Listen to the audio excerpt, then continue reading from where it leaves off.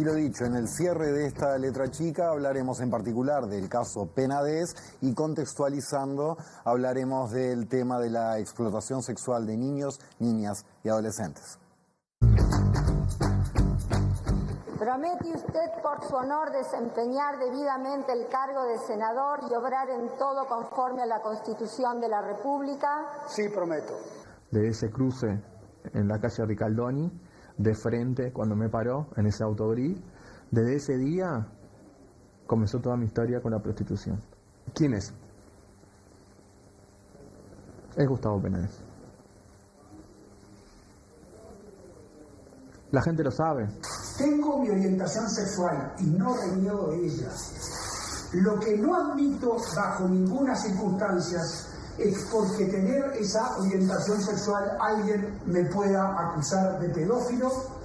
La jueza Marcela Vargas le imputó 11 delitos de retribución a la explotación sexual de menores de edad, 4 delitos de abuso sexual especialmente agravado, 3 delitos de abuso sexual agravado, un delito de violación, un delito de desacato, un delito de corrupción de menores y un delito de atentado violento al pudor. Muchas veces asientan en personas donde uno nunca lo hubiera imaginado, con mucho éxito a nivel familiar, a nivel profesional, a nivel laboral, donde uno dice, pero ¿cómo? Pero había una atracción sexoerótica a menores, una persona que lideraba en lo educacional, en muchos ambientes donde uno dice, nunca lo hubiera pensado. Ahora tenés 3 gatas, o gatos. 2 gatas y un gato. Se llaman, a ver... Pampita, Vicuña, pero pará, ¿esto por qué? Porque cuando nació Pampita y llegaron, había un lío mediático en el Río de la Plata con relación a un divorcio y llegó China, que es la tercera. ¿Pero China por quién? Por la China Suárez. Mirá que yo, que ilusa, dice, tiene que ser por China Zorrilla. Sí. Queda usted investido del cargo de senador.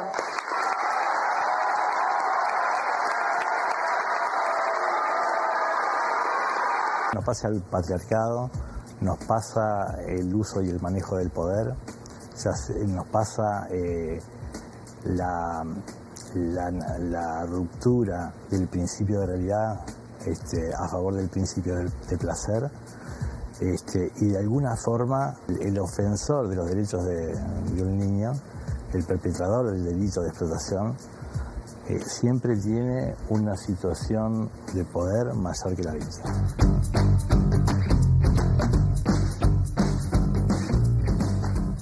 Bien, nos metemos de lleno en el tema porque el lunes pasado se publicó este libro, Gustavo Penades, 2 caras de un hombre con poder. Este libro fue escrito por los periodistas Carolina de Lisa y Martín Tocar, a quienes recibimos esta noche justamente para hablar del contenido de este libro y también de cómo fue el proceso de crearlo. Bienvenidos, gracias por estar. Gracias por la invitación. Muchas gracias. Ya arrancamos con ustedes, pero sí, vamos contigo. Decíamos, más allá o más acá del libro, vamos a complementar también con una mirada general sobre este fenómeno tan doloroso en nuestra sociedad, y para eso conversaremos también con Marcelo Marjarián, que es psicólogo, especialista en el abordaje de situaciones de trata de personas y de explotación sexual de niños, niñas y adolescentes en la Asociación Civil El Paso. Marcelo, buenas noches, gracias por estar con nosotros. Buenas noches y bueno, muchas gracias por la invitación. Gracias a Bien, el caso Penades, ¿no? En este libro se puede ver y está explicitado muy claramente que es un caso que tiene muchas aristas, ¿no? Ustedes hablan de la persona Penades, este animal político, de lo que fue la tormenta política en el Partido Nacional, pero también del vínculo que él tenía con otros partidos, esta cuestión de la justicia, de los gurises, de lo que se sabía y lo que no, de lo que pasó después con Taroco. Son muchos los elementos. ¿Cómo fue el proceso para escribir este libro? ¿Y en qué momento dijeron, che, hay un libro para escribir acá? Yo creo que ahí como la mirada, o por lo menos darnos cuenta de que había algo para contar, fue desde el principio, cuando aparecen las primeras denuncias, y es como que la opinión pública queda como con una especie de shock o de no entender, de un ruido que se extendió a lo largo de los meses, cuando empezaron a aparecer nuevas denuncias, se empezó la investigación en fiscalía, y todo ese personaje que se había construido a lo largo de más de 30 años en el sistema político uruguayo, empieza como a desmoronarse, ¿no? o a verse un costado que nunca se había mostrado. Y entonces había como una necesidad de entender qué era lo que estaba pasando, ¿no? Tanto ¿qué era? ¿Que Penades mintió todo este tiempo? ¿O fue esta persona? ¿O fue esta persona? ¿Y cuántas personas más en una misma identidad? Y así fue que nos propusimos, bueno, vamos a tratar de desengranar esto, de poder contar quién es Gustavo Penades, independientemente de lo que pase con el caso, porque en realidad recién empezaba la investigación fiscal.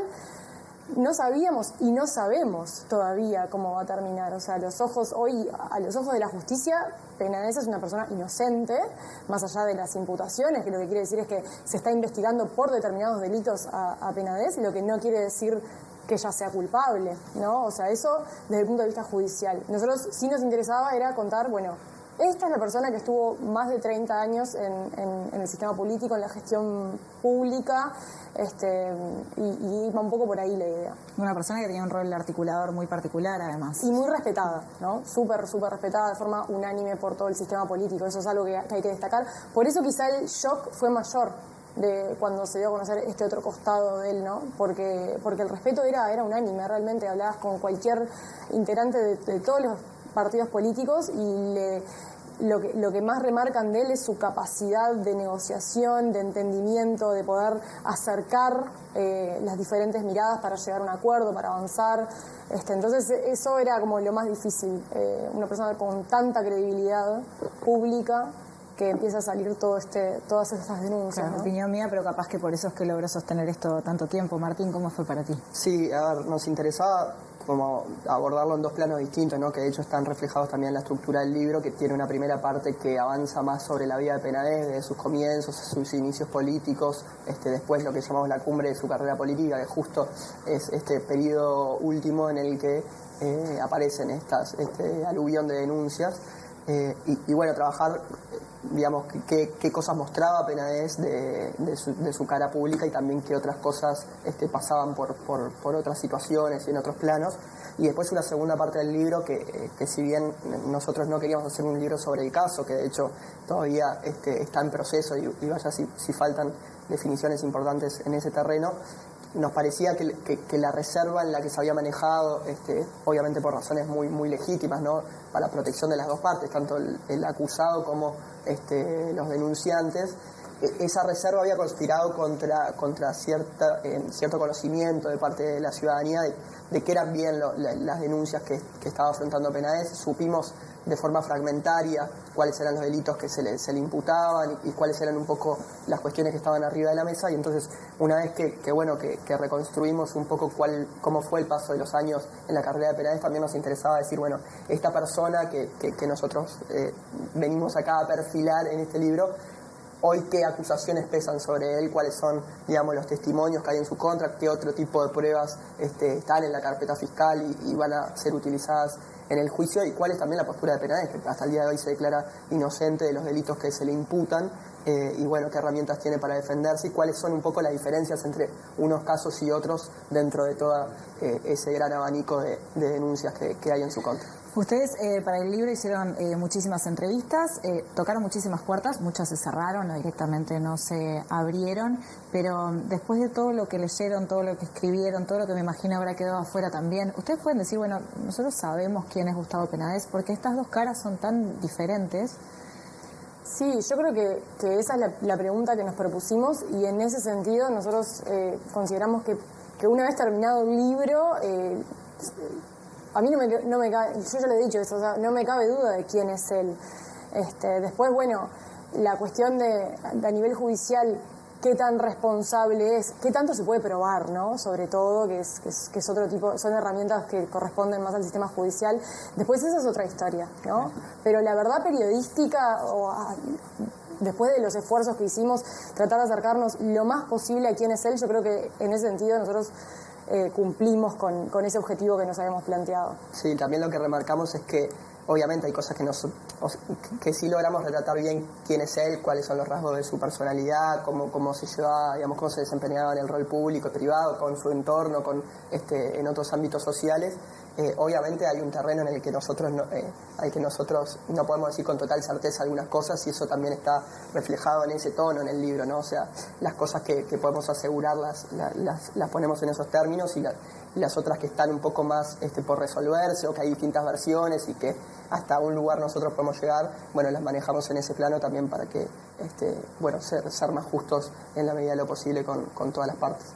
Muy bien, hablemos un poco entonces de cómo funcionan estos procesos. Sí, y anoté 2 cosas, pero primero te quiero pedir consideraciones generales de esta cuestión de qué elementos del caso Penades pueden ayudar a entender el fenómeno más a nivel social y profundo. Bien, creo que hay algo ahí como muy importante de tener en cuenta que tiene que ver con quizás derribar algunos de los mitos que hay sobre las figuras de quienes cometen los abusos sexuales o que ejecutan actos de explotación sexual, que tiene que ver con que a veces hay como una mirada que de alguna manera se para más en la salud mental, en cierta como patología, ¿no? O en cierta excepcionalidad. Y creo que lo interesante del caso, y bueno, el hecho de que se haya podido también dar una mirada periodística integrando aspectos más allá de lo que tiene que ver con lo denunciado, sino con su vida en general, permiten ver que quizás quienes cometen este tipo de delitos son personas completamente integradas a la sociedad, que ocupan lugares incluso de privilegio o de una valoración positiva, y que eso de alguna manera rompe o nos aleja de ir por el lado de pensar en este tipo de figuras como figuras excepcionales. Son figuras con las que convivimos, son parte de nuestra sociedad, y de alguna manera, digamos, tiene que haber algún tipo de movimiento que rompa algo de esa mirada para que, bueno, aparezca esta otra parte que ustedes también traen ahí en esto de quién es, en este caso, Penades. Y bueno, creo que en ese sentido, algo ahí también me parece para señalar tiene que ver con la cantidad de tiempo, ¿no?, en la que esto de alguna manera ocurrió. Digamos, una práctica que en el caso de Penades fue, digamos, durante muchos años, durante mucho tiempo, sin que haya habido ningún tipo de denuncia y de visibilización sobre el tema. Entonces creo que tiene que ver con algo instalado que se pudo reproducir o pudo mantenerse en función también de cierta impunidad, ¿no?, de cierta silencio, que también tiene que ver con parte del fenómeno para las víctimas, ¿no?, una lógica del secreto o del silencio que es parte de la dinámica del abuso sexual y la explotación también en su forma. El silencio, decís vos, por el poder que se ejerce sobre las víctimas, el silencio de las víctimas, o también el silencio de los entornos. Te estoy hablando, ahora estamos siempre hablando en general en cuanto a tu experiencia, ¿no?, de cómo se suelen dar estos casos. El silencio de un entorno que ve o sospecha, pero no quiere terminar de ver o no quiere terminar de creer, o ve y confirma, pero se calla la boca. Todo eso existe.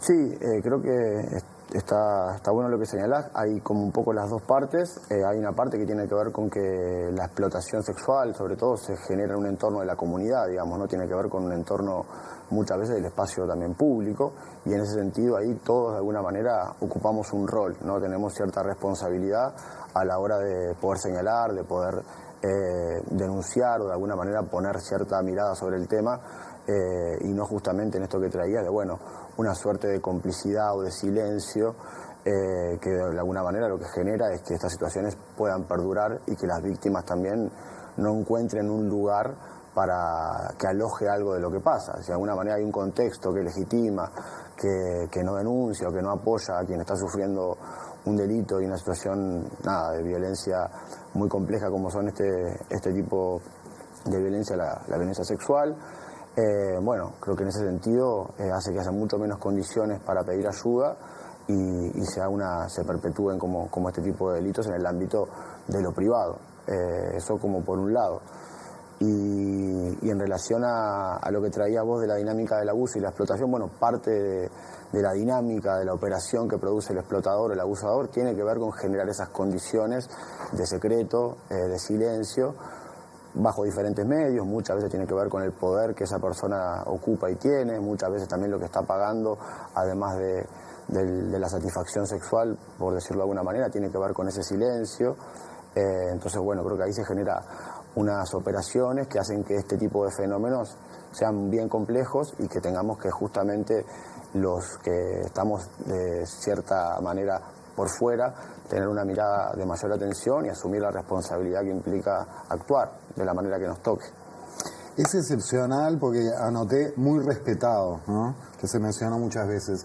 Es excepcional, es más o menos común o muy común que los perpetradores de abuso sexual infantil sean personas muy respetadas en su ámbito o muy respetadas por otro aspecto de su vida, ¿no? Como vecino, como, no sé, lo que fuere.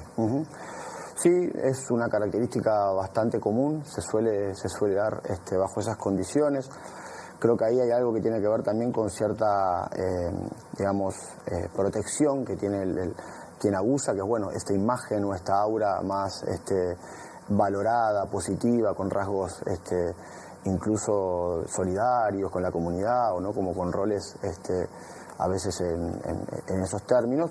Creo que genera un aura de protección porque, bueno, se hace más difícil quizás a quien no está en la situación, bueno, creer o dar por sentado cuando alguien denuncia a una persona que tiene una imagen completamente valorada, positiva, integrada.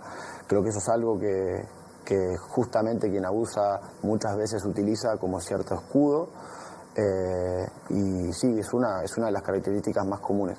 La otra parte, que también reafirma esto que traes, tiene que ver con que el abuso sexual y la explotación sea una dinámica de poder, ¿no? Quien comete el abuso está en una posición claramente de poder, de asimetría, y eso es lo que permite de alguna manera que el abuso o la explotación se cometa. Y bueno, justamente quienes están en lugares de mayor prestigio y mayor valoración tienen una ascendencia, una capacidad de marcar aún más la asimetría ya desde el vamos que hay desde la edad, desde el desarrollo evolutivo. Bueno, está la cuestión un poco más sencilla en ese sentido. Maite. Bien, recordemos que Penades fue imputado por 22 delitos de abuso sexual de menores, entre otras cosas como violación, corrupción de menores, y que hay testimonios nuevos que están llegando también a la justicia, y quizás sea imposible algún día poder llegar a saber a cuántos gurises les pasó alguna de las cosas que se cuentan en este libro, pero hay un testimonio que es clave y que es el de Javier Viana. ¿Cómo fue que consiguieron hablar con él? ¿Cómo fue ese proceso de diálogo con una persona que atravesó situaciones tan complejas como para poder hacerle las preguntas que eran necesarias, pero sin revictimizar a la persona? Me lo imagino como periodista, que es un equilibrio muy delicado. Fue muy delicado, o sea, fue difícil dar con él, y fue difícil también que muchos de los que manejaban información cercana del entorno de Penades también hablaran. Por una cuestión de lo que decía Marcelo también, culturalmente ha cambiado la sociedad, y no es que cambió a lo largo de 30 años, o sea, cambió en los últimos 10 años. Hasta 10 años atrás, a veces algunas de las prácticas en las que se cuentan en el libro que se podía haber involucrado a Gustavo Penades no eran percibidas como algo a destacar o a prender una señal de alerta o decir esto no está bien, vamos a revisar qué pasó. Simplemente eran aceptadas y muchas veces ni siquiera lo percibíamos como algo que era condenable, no solo desde el punto de vista judicial, sino también desde el punto de vista ético o moral. Pero a la luz de las primeras denuncias sí pasó que muchas personas, o al menos varias personas, empezaron a decir, esto me suena, yo recuerdo que alguna vez alguien me contó que pasó determinada situación. Así fue que dimos con Viana, porque fue así, tal cual. O sea, una persona publicó en redes sociales haciendo referencia a que sabía que todos los que rodearon a Penades o andaban en determinados entornos con Penades sabían quién era él. Entonces, bueno, empezamos a tirar de esa piola. Ahí nos dicen que recordaban una anécdota de tal y tal, y así fue que llegamos a una situación que se dio en TV Libre en el año 2006-2007, creo que fue 2007 puntualmente, en el que había un programa de Cristina Riccieri, que ella hacía entrevistas a políticos de todo tipo y color, digamos, y hubo un día en el que estaba invitado Gustavo Penades y bueno, el maquillador, que era Javier Viana, pregunta a quién vamos a maquillar hoy, y cuando se entera que va a maquillar a Gustavo Penades, le viene una crisis de ansiedad, de angustia muy importante, y bueno, dice: no lo quiero maquillar, yo no lo voy a maquillar, se escondió detrás de la utilería, o sea, en un depósito. Lo maquilló otra maquilladora que había en el canal, y después de eso, bueno, al entorno que estaba más chiquito en ese momento, le dijo que había tenido una experiencia violenta con Penades. Y quedó por ahí. O sea, hasta ahí llegaba la historia conocida, así hurgando como en el recuerdo de algunas personas, ¿no?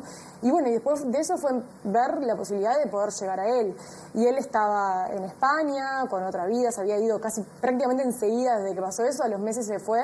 Entonces, bueno, también fue después otro proceso contactarlo, tratar de conseguir de hablar con él y empezar a ver la posibilidad de hablar. Al principio, o sea, no fue tan fácil, no fue un proceso que dijéramos, bueno, en 2 días lo resolvimos, fueron varios meses que anduvimos como buscándolo.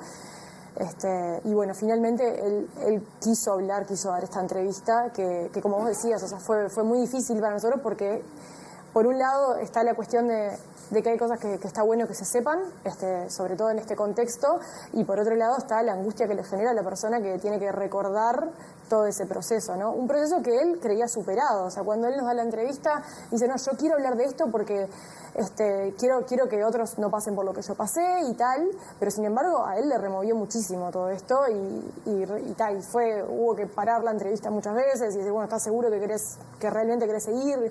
Y bueno, él se mantuvo en que sí. ¿Cuántos años tenía él cuando empezó con Penades? Él dice en la primera charla que tenemos nosotros que tenía entre 17 y 18 años.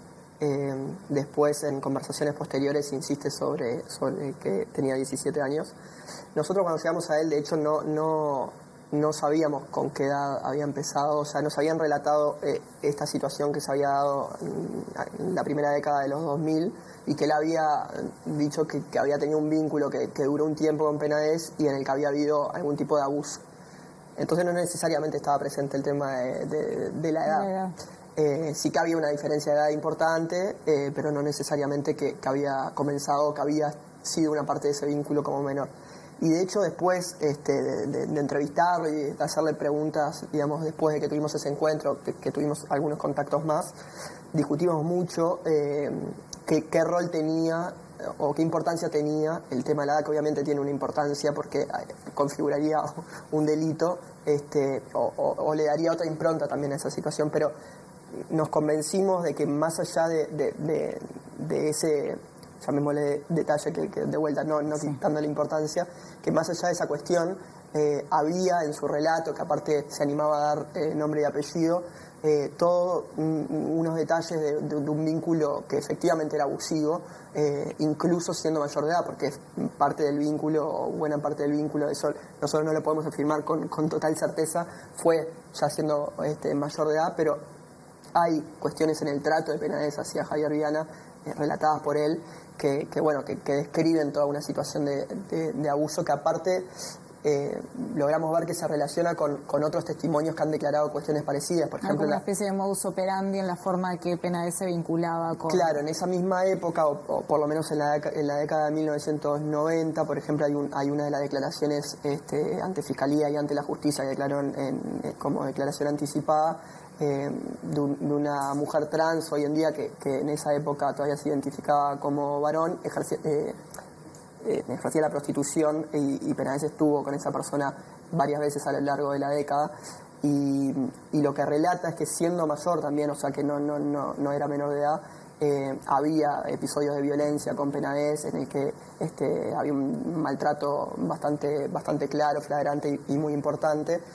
Y algunas de las cosas que se relatan en ese testimonio son muy coincidentes con las que nos dice a nosotros Javier Viana, casi que con idéntico lenguaje. Nos parecía, digamos, que era una coincidencia importante de hacer notar, y que incluso, bueno, sacando ese aspecto de la explotación de menores, también hay otros aspectos del vínculo que Penades tenía en la esfera sexual, en los que estaba presente el abuso de poder y el maltrato, y que hoy también forman parte, digamos, de lo que se está discutiendo en la órbita de la justicia. Y bueno, en ese terreno puntual el testimonio de Viana, de nuevo, es bastante relevante. Los relatos realmente hay momentos, yo tuve que cerrar el libro un par de veces porque son desgarradores, revulsivos y no sé, te hacen pensar bastante. Pero vayamos un poco al pasado ahora. Recordemos cuáles fueron, porque hablemos de poder también, cuáles fueron algunas de las reacciones de algunas de quienes eran y son las principales figuras del Partido Nacional cuando empezó a saltar todo este tema del caso Penades. Absolutamente nada, no me arrepiento de nada porque no cometí ningún delito. No como investigación, si él está denunciando. La investigación va a partir de la denuncia que él hace de difamación. Esto es una difamación y lo tiene que probar en la justicia. Es el que va a la justicia. La otra persona no va a la justicia, va a las redes, a destruirlo en las redes. Penades es una persona a la que conozco hace muchos años, merece todo mi respeto. Es un muy buen legislador, ha dedicado su vida a la tarea partidaria y sobre todo institucional. Él dijo ante la prensa y nos dijo en la bancada, todo lo que se dice de mí es mentira. Yo tengo que darle la oportunidad de creerle. Hace 30 años que lo conozco. ¿Ah? La primera denuncia, la persona que denunció no la conozco, o sea, no tengo trato. Entonces yo le pregunto a cualquiera de ustedes, viene un amigo de ustedes, ¿tá? Una persona que conoce entre 30 años, y dice, mirá que yo no fui, yo no hice nada. Me mira a los ojos y me dice, yo no fui, yo no hice nada. No es cierto. ¿A quién le cree cualquiera? Sería un mal amigo si no le creo, no sería amigo, no tendría confianza. ¿Qué más puedo hacer que decir, creo en la palabra de Penades, en la que he creído siempre yo?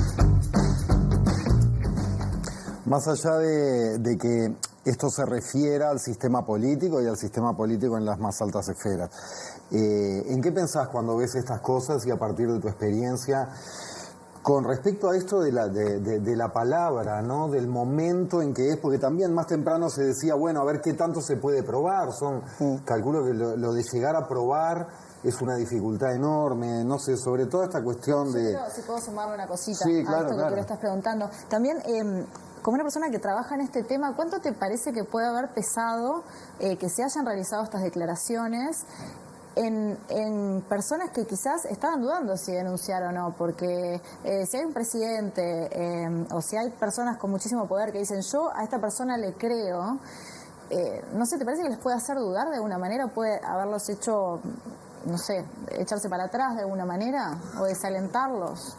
Bien.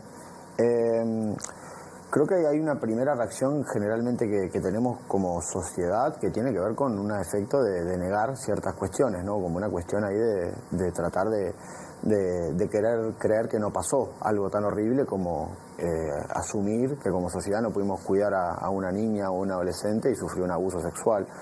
Hay una primera reacción que muchas veces tiene que ver con buscar negar eso. Creo que más allá de ese aspecto, hay un aspecto acá que también me parece interesante señalar. La mayoría de las personas que cometen abusos sexuales son varones de más de 40 años, y creo que también en estas declaraciones que aparecían ahora, bueno, los que también de alguna manera salen a bajar este mensaje que ponen en cuestión las denuncias y que justamente en esta pregunta que vos me hacías, creo que sí, es importante señalar eso, ese tipo de declaraciones, en este caso que fueron públicas por la magnitud del caso, pero llevando a los casos que no tienen esta notoriedad, tienen un efecto claramente de alguna manera de perpetuar ese silencio o de poner en duda. Y en este caso, perdón Marcelo que te interrumpa, pero estamos hablando de que los gurises que denuncian haber sido abusados por Penades son gurises que atravesaron diversas cuestiones muy complejas a veces en la vida, ¿no? Los buscaba vulnerables. Sí. Entonces, quizás hasta con más razón, ¿no? Si vos ves un tipo así que te dice eso... Es una opinión. Sí, ese aspecto que señalás es clave tenerlo en cuenta y ponerlo sobre la mesa, que tiene que ver con la vulnerabilidad de las víctimas, ¿no? Como decía al principio, hay una cuestión claramente vinculada con la edad y eso, pero bueno, hay otros aspectos que quizás en esta cuestión de poder mirar como con mayor detenimiento y profundidad la situación de de cada víctima, vamos encontrando diferentes niveles de vulnerabilidades que justamente es el campo, ¿no? O es como de donde de alguna manera quien va a cometer un abuso se toma eso, que es el aspecto que permite que esa situación se prolongue, se dé y se logre de alguna manera obtener la búsqueda que tiene quien abusa, que es bueno justamente hacer un uso sexual del cuerpo del otro, mercantilizar de alguna manera el cuerpo de un niño o una niña y tiene que ver justamente con encontrar estas vulnerabilidades, que algunas son económicas, otras son afectivas, otras son sociales, digamos, hay un repertorio muy distinto, pero está bueno señalar que las víctimas tienen esa característica común y es algo que lo vemos en todas las situaciones que trabajamos, esto que señalás. Y sobre esta cuestión de las víctimas bueno, pero si me creerán, no me creerán, es mi palabra contra la de él, ¿qué pasa si al final me expongo y esto no termina bien? ¿Cómo es tu experiencia y qué le podrías decir de repente a personas que han sido víctimas, que están mirando en este momento y que tienen esa misma duda? Bien, hay algo que es importante señalar, tiene que ver también con parte del efecto en las víctimas, que es bueno, muchas veces la culpabilización, ¿no? Muchas veces las víctimas se sienten culpables de alguna manera de haber sufrido una situación de abuso y eso muchas veces también es algo que es bien importante dejar bien en claro y de alguna manera generar los espacios para que eso no sea un límite a la hora de denunciar un abuso, ¿no? Eso es algo que es bien importante. Hay algo que tiene que ver con un poco lo que traía la compañera y es que, bueno, a nivel judicial hay determinados mecanismos que hacen que muchas veces el relato sea justamente la única prueba, ¿no? Muchas veces los abusos sexuales, o porque se denuncian mucho tiempo después, porque bueno, para las víctimas el tiempo en el cual pueden relatar y pedir ayuda nunca es el mismo, no es lineal, implica, como se imaginarán, una cantidad de procesos psicológicos a la hora de poder develar algo como esto, y sobre todo es de sentir que hay cierta contención, cierto espacio social que aloje, seguro, exacto. Y en ese sentido creo que todos tenemos cierto lugar, desde las personas que podemos tener vinculación con niños y adolescentes de lo institucional, indudablemente que ahí tenemos un rol clave en escuchar, en tener la atención y en generar contexto de seguridad en estos gurises que nos toca de alguna manera acompañar para que tengan cierta claridad a la hora de lo que va a venir. Creo que a cualquiera de nosotros, siendo adultos, lo judicial siempre nos representa un terreno desconocido, de dificultad. Bueno, imaginémonos a la hora de tener que ingresar al terreno de lo judicial para contar una experiencia tan traumática como es haber vivido un abuso sexual. Entonces, sí, es fundamental tener como las condiciones de seguridad para que esto ocurra. En el caso del caso de Penades, creo que ahí hay un aspecto que me parece también interesante señalar, cómo se han ido sumando de alguna manera personas, ¿no?, que han sufrido lo mismo, y creo que tiene que ver también con esto, bueno, hay algo que ya no depende solamente de mí, que muchas veces es lo que les pasa a las víctimas, bueno, queda en el relato propio, en su propio cuerpo, incluso la prueba de lo que vengo a denunciar. Entonces, bueno, el hecho de que hayan como otras víctimas, creo que también a veces puede haber facilitado a que haya como un lugar más para plantearlo. Bien, en 30 segundos pues nos tenemos que ir, pero hay toda una segunda parte del libro que habla sobre la caída de Penades, sobre el trabajo de Fiscalía, sobre Taroco. ¿Cómo fue investigar también toda esa red que implica una trama de corrupción, una investigación paralela? Sí, yo creo que en todo lo que tiene que ver con el caso, lo que fue muy, muy complejo y diría que hasta último momento tuvimos dificultades, ¿no?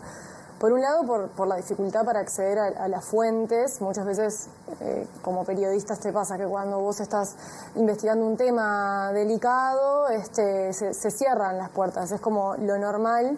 Y más en este terreno en el cual la historia judicial está en pleno proceso y todas las partes tienen para ganar y para perder. Entonces, no era conveniente para ninguna de las partes, creo yo, que se publicara un libro, sobre todo que no manejaban, ¿no? Porque no es un libro ni autobiográfico, claro, que busca retratar al mejor Penades, y tampoco es un libro a favor de las víctimas, ¿no?, por decirlo de alguna manera. Trata de ser un libro independiente, con una investigación independiente, y eso siempre es una dificultad en Uruguay. Creo que ahí el punto a favor que tuvo fue que pudimos acceder a muy buena parte de lo que es la carpeta fiscal, que está bajo reserva, y eso nos ayudó a ordenar y a entender mejor cuál es la situación del caso, que es lo que contamos en el libro, y ojalá que las personas que lo quieran leer, al finalizarlo puedan tener con claridad la imagen de Penades, también qué es lo que está pasando en la justicia. Muy bien. ¿Querés decir algo? No, está perfectamente resumido. Bueno, Martín Tocar, Carolina de Elisa, autores de Gustavo Penades, Dos caras de un hombre con poder. Gracias por venir, que ha hecho la invitación para que lean este libro. No lo lean antes de ir a dormir, o sí. Excelente libro y muchas gracias. Gracias a ustedes por la invitación. Y gracias Marcelo Marjarian, psicólogo, integrante de la Asociación Civil El Paso. Gracias por estar esta noche con nosotros. Gracias a ustedes, un placer. Nos reencontramos en cualquier momento. Muy bien. Y nosotros nos reencontramos el domingo que viene a las 20 horas, como siempre en vivo en la pantalla de TV Ciudad Sarasola. ¿Y me vas a decir que se viene ahora? Siempre te digo que se viene ahora. Penúltimo capítulo de Ángel, y a las 10:30 el profe Piñerúa con sus ideas cruzadas, hoy hablando sobre comunicación y democracia. Bueno, nos vemos el domingo que viene entonces. Gracias por acompañarnos esta noche como siempre. Que descansen. Hasta el domingo.